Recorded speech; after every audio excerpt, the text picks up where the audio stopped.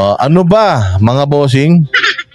Ano ba ang masasabi ninyo dito sa pasasalamat ni Duterte? Kung yung tatay niya, binabati ko sa binibisto-bisto, itong katandem niya at yung kapatid niya, nagsabi na kung hindi mo mahal ang Pilipinas, umalis ka na lang. Si Pulong naman, ang gagalaiti rin, nagsisinigaw sa Davao.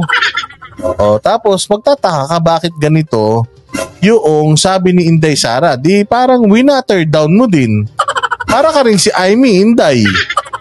Winatter down ni Amy yung panawagan ni Basti na puging-pugi sa kanya yung lahat ng makausap ko nung narinig daw nila si Basti na sumigaw. Ang pogi daw ni Basti. Alam mo, na-meet namin nung nakaraan si Ina Reformina. Ano yun? Hindi ko alam kung reporter, hindi ko alam kung DDS yun eh. Pero sabi niya, hindi daw siya DDS, pero nung nakita daw niya si Basti na nagalit, para daw niyang nakita yung tatay. Para daw bigla niyang na-foresee in the future na si Basti magiging presidente. Tapos kung papansin ninyo, pag nagsalita si Basti, yung mga pose niya, yung mga joke niya, parang tatay niya. Parehas sila, babaero si Basti, babaero din yung tatay niya. Oo, kaya yan. Kaya itong medyo, nung narinig ko to, naawa ako kay PRD kasi ang tanda-tanda na nung tatay mo, Inday eh. Hindi mo na nga siya sinunod nung 2021 eh, na tumakbo ka sa pagka-presidente. Sinuway mo na nga siya eh. Tapos ngayon, yung kanyang panawagan, para naman sa bayan, pero parang binuhusan mo pa ng tubig. Kaya medyo somewhat nadidismaya ang mga tao dahil parang pinoprotektahan mo na lang yung samahan yung dalawa ni BBM. Parang nakakalimutan mo na yata na, dapat ang priority is yung taong bayan. Yung taong bayan niloloko ng administrasyon according to PBBM, Glenn Chong, kay Attorney Vic. Diba? So medyo parang nalungkot kami ng bahagya dito sa iyong statement. But syempre, love ka pa rin namin. Kaya nga lang, Inday, somewhat naisip ko din na tama nga naman kasi my duties for my family ends when my job as a vice president starts. Pwede rin naman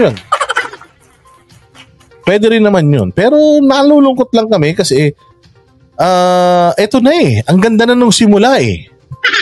Inday, kung kakampi ka lang sa tatay mo, tapos na laban eh. Tapos na laban kung lahat ng DDS kakalas. Kaya lang naman nila binoto yan si BBM dahil sa'yo eh. Oo eh. Kung iparamdam mo naman sa iyong mga kasama ngayon na importante ka. Feeling ko hindi ka importante. Kita mo sa ICC, isinasama ka. Kaya pasensya na yung mga maka-Inday dito ha. Medyo hindi ko lang nagustuhan. Maganda yung sinasabi niya para sa kapakanan ng bayan.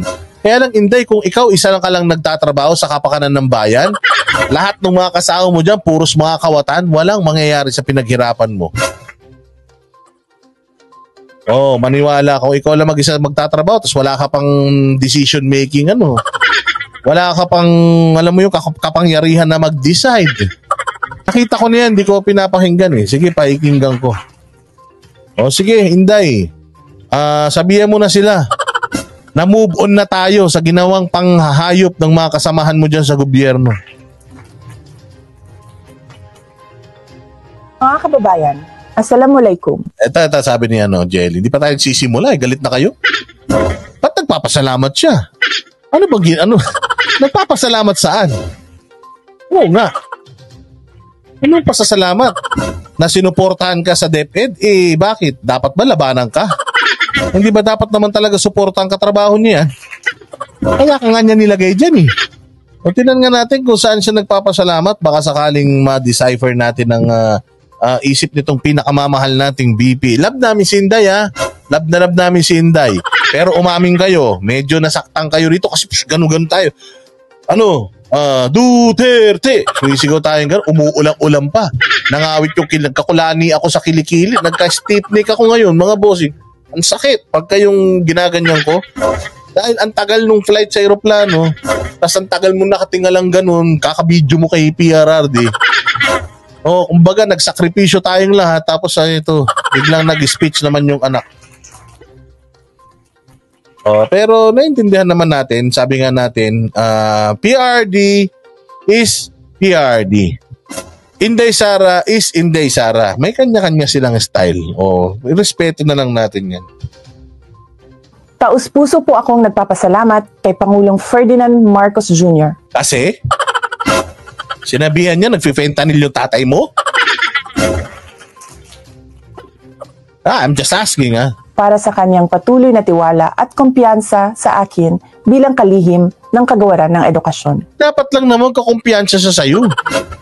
Hanggang ngayon, nandiyan ka pa, di ibig sabihin, kumpiyansa sa trabaho mo. Tsaka, hindi, kailangan mo magpasalamat sa kumpiyansa niya Ginagawa mo naman yung trabaho mo. Hindi naman siya yung dapat mong pasayahin. Ang dapat mong pasayahin, itong mga nasasakupan mong ahensya. At saka yung mga sektor na napagsisilbihan ng kagawaran ninyo, yung Department of Education. Dapat pagpasalamat ka doon sa mga inuutusan mo dyan at sinusunod ka. Hindi kay BBM. Hindi naman gumising yan ng umaga na, ano naman nangyari sa DepEd? Hindi, sa akin lang yun, sa akin lang. Alam ko marami kayong mga Inday Sara followers. Ako din naman, gusto ko rin yan. Love na love ko rin yan. Kaya lang dito sa ating channel, kapag ka medyo alanganin, babatikusin natin. Mahalaga ang kanyang pagkilala sa papel ng lahat ng bumubuo ng Department of Education sa pagsulong ng 8-point socio-economic agenda ng Marcos administration para sa isang bagong Pilipinas. Nagpapasalamat din ako kay Apo BBM sa Apo BBM. That's the highest respect that you can give for an Ilocano. When you call him Apo. Apo is sa Ilocano ay parang Diyos. Apo Diyos, yun ang tawag namin doon. Apo Lakay, ibig sabihin yung Panginoon, Apo. Ngayon, inaano niya na Apo Marcos. So parang Diyos na Marcos. Ganyan. Yun ang tawag nila. Sa amin, hindi. Sabi ko nga sa inyo, Ilocano ako, alam ko yan. Ay na, Apo. Hindi ba ganun nga yun? Sabi, ay nako, Diyos ko po. Ganun yun Ay na, Apo. Pakawanam, Apo. Diba? Ibig sabihin nun, ay nako, Diyos ko po, patawarin mo, Diyos ko po. Ganun ang ibig sabihin ng Apo. Kaya hindi ko alam anong play ni Inday Sara dito. Hindi ko talaga alam anong play ni Inday dito. Bakit parang pinaparangalan niya pa ng sa mga salita itong si BBM. Although, okay lang naman yun. Walang problema. Presidente niya yun Kanyang paggalang sa aking mga paninindigan. Katulad na lang ng aking pagtutol sa pera kapalit ang pirma sa People's Initiative. Dahil insulto ito sa kahirapan ng ating mga mamamayan. Salamat ka kay BBM doon. Hindi nga niya mapigilan yung pinsan niya dyan. Yung pinsan niya kung ano-anong ginagawa, pwede niya naman tanggalin niya, hindi niya magawa. So thank you dahil doon. Labo At paglabag sa kanilang karapatang magpasya ng malaya. At sa halip na charter change, lutasin muna natin ang kahirapan, mataas na presyo ng bilihin, kawalan ng trabaho at hanap buhay, seguridad, at marami pang ibang issue na pasan-pasan ng mga Pilipino. Maganda yung sinabi niya dyan. Hindi lang tayo natuwa doon sa kanyang pasalamat kasi parang just for you to thank him, ginamit mo yung DepEd. Which is, wala namang issue. And wala namang kaming pake kung may tiwala sa iyo si BBM. Ang importante, kami bilang may mga anak na nag-aaral, may tiwala sa iyo. So dapat sa amin ka magpasalamat for trusting you, hindi kay BBM. Although siya naglagay sa iyo dyan, hindi siya hari para pagsilbihan mo siya, kami. Ang dapat na pasalamatan mo dahil may tiwala kami sa iyo. Actually, nagpapasalamat kami sa iyo dahil sobrang galing mong Department of Education Secretary. Wala kang kasing husay, Inday Sara. So, mag-thank you ka sa kanilang mga magulang na ipinaubaya yung welfare ng anak nila sa'yo, sa leadership mo. So, kanila ka magpasalamat dahil sa tiwala. Ang paggalang ay isang natatanging asal na ipinakita ng Pangulo sa ating lahat, kung kaya't galangin din sana natin ang opinyon at paniniwala ng ibang tao. Ha? Ginalang niya tayo? Paano? Mahal ng bigas. Pucha. Mantakin mo may malaking issue siyang kinakaharap, yung Davao. Nagpunta pa siya ng Vietnam. Ang daming problema. Merong bagyo sa Davao, lumpang bumabaha, nanood siya ng concert. Pucha, may kaso yung PCSO. Si Mel Robles may kaso. Binati pa nila ng sama-sama tayong babangon at na magiging milyonaryo.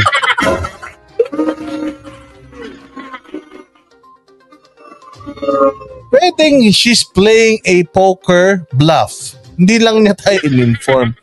Sabi niya, Sarah is playing poker to bluff the enemy. Sabihin niya tayo para hindi natin siya binabatikos.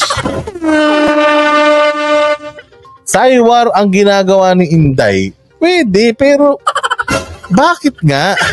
Bakit niya pa sasaywarin? Nandito yung momentum sa Davao. Alam mo yun? Keep the enemies closer. Until when? Alam ko yan eh, yung keep your enemies close, your friends close, but your enemies closer. Gets ko naman yun eh. Sabi naman ito, wait kayo, strategy ni Inday sa... Tagal ko na kasing nakikita yung strategy. Anong strategy? Alam nyo ba na yung mga binitawan ni PRRD dito sa Davao is... yun, sobrang tindi nun. For me, it's borderline inciting to sedition and rebellion. Na kung loko-loko tong gobyerno na to at ididimanda nila si PRD sa lahat ng mga binitawan niya dun kayang gawin ng administrasyon dahil wala nang immunity si PRD. Pwede bang ginagawa ni Inday to para hindi nila gawin kay tatay yun? Feeling ko sobrang tindi ng damage na ginawa ni tatay dun. I don't think marirepair pa yan. I'm just saying. No, we're just saying we're disappointed. Whatever it is that you are strategizing, katulad ng mga followers mo dito sinasabi na strategy lang ni Inday yan, well, make us understand kung ano yung strategy. Baka naman pwede makatulong kami. Hindi ba? Para at least hindi tayo nangangapa sa dilim. Kasama na ang ating mga kamag-anak. May respeto ako. Sabi ni magtiwala na lang kay VP Inday. Kailangan niya mag-ingat sa mga sinasabi niya. Mag-iingat siya sa sinasabi niya tapos yung tatay tsaka mga kapatid niya hindi nag-iingat. Ay kung gusto pala niyang mag-ingat, sabihan niya yung yung tatay niya, mga kapatid niya, huy, ito ang strategy. Relax, make your friends close but enemies closer. Bakit mukhang mayroon strategy si Inday na hindi alam ng tatay tsaka mga kapatid niya?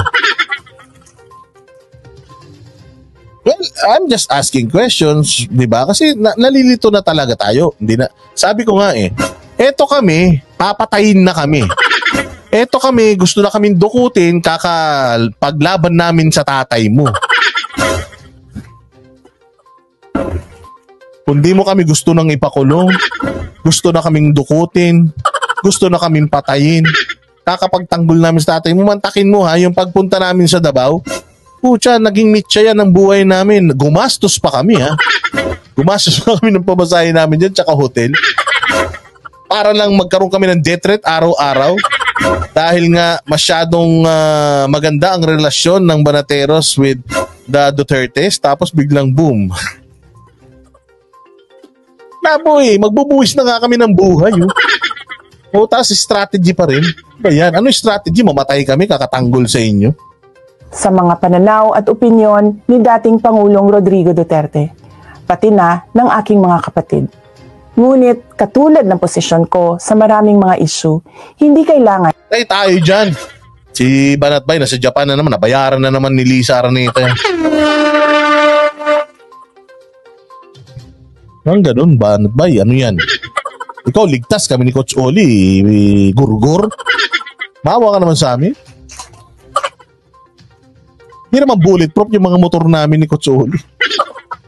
Banatbay, ba't mo kami iniwan? Traitor ka. Sana sinabi mo naka-multiple visa ako, mano ba naman sumama ako sa iyo dyan? To confuse the enemy. Walang hiya, mamatay na kami, kino-confuse niya pa yung enemy. Hindi mo kailangan i-confuse yung enemy, kailangan head-on, durugin na yan, ganun. Sabi ni May Messi, bahala na kayo magurgur. Kaya sabi ko sa inyo, it's not worth it yata talaga.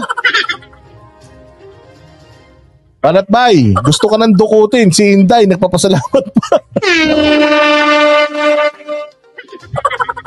Ay, nako, Diyos ko po. Sige, anong sabi ni Inday? Ulitin natin yung bandang dito.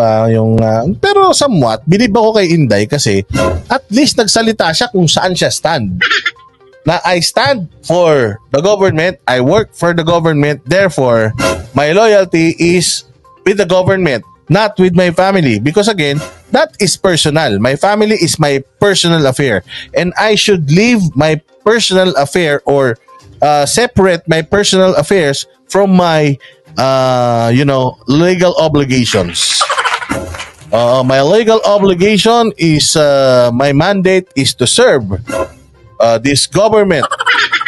If that is so, ipakulong mo na yung mga kapatid mo.